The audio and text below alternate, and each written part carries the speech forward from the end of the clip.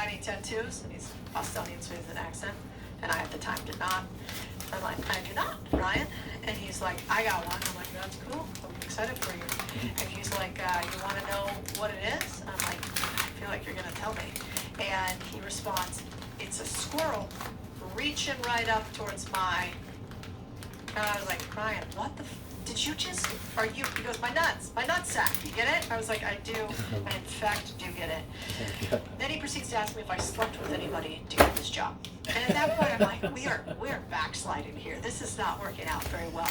He also proceeds to like not come in with these elaborate stories about why I'm getting in trouble because I got this liability on my hands. And it took me having the balls to do a thing that's like, not very well lauded on the internet, which is tell somebody they're not a fit for your company.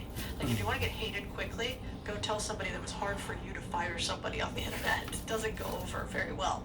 But the truth of the matter is, if you want to make crazy amounts of money, you're going to have to do something irrationally difficult. Your bank account is a reflection of the difficult decisions that you've made and the difficult conversations that you've had. The more difficult conversations you have, the higher the bank account you will eventually have. So that was my first little lesson. I was like, all right, now I got to figure out how to get somebody here who would actually, who I could be worthy of their respect. So I got to live up to that. So then I'm looking to leave State Street Boston's place. What up, Bostonians? Tell me if I got any of you guys who listen. But it's cold as fuck, and I'm from Arizona, and so I was so cold. I lived in like New York and Chicago and Boston. Also highly recommend, if you stay in the place that you were born, it is really hard to change the human who you were. Move often. See who you are. You can always go back, but at some point it's hard to leave. So see what it's like when you uproot your tree. So I was ready to leave Boston because I'm a wuss, and it was too cold.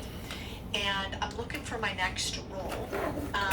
And so I want to switch into a different part of finance. And for you guys, I don't know if you've ever, like, you want to get to this next level, but like, you can't see the bridge between the two. It's too far. Like, you're like, how do I get this ladder from where I am to what I want to be? What I want to be is like not reasonable for where I'm at, but I want to get there.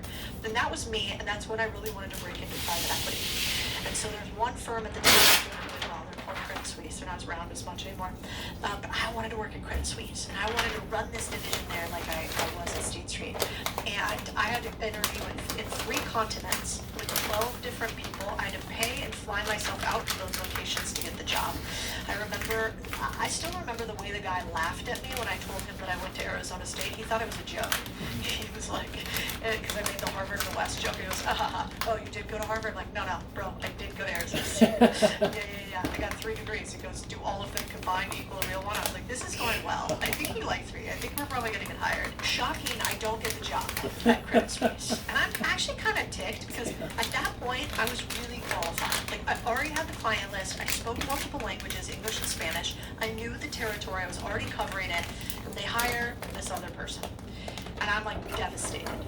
Inside of the thing that I wanted more than anything else was that line from the Garth Brooks song, which is sometimes you should thank God for unanswered prayers. Because what that led to was me building my very first $1 billion in assets under management business in Latin America. I could have gone and been somebody else's employee, or I could have built my own company. And the reason why, again, the chip on her shoulder is so big, it's bigger than any backpack. So I go to a company called First Trust, which is awesome, and I'm loving it, and I'm building like crazy. And then I get divorced.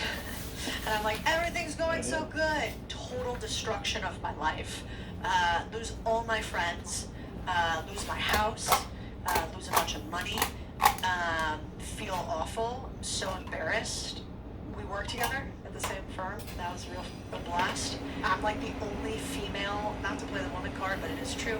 I'm the only female that runs a division there, and all the rest are dudes, so I think they like more. Spoiler, not this one. So anyway, they all side with him. I'm still there. It's a total nightmare.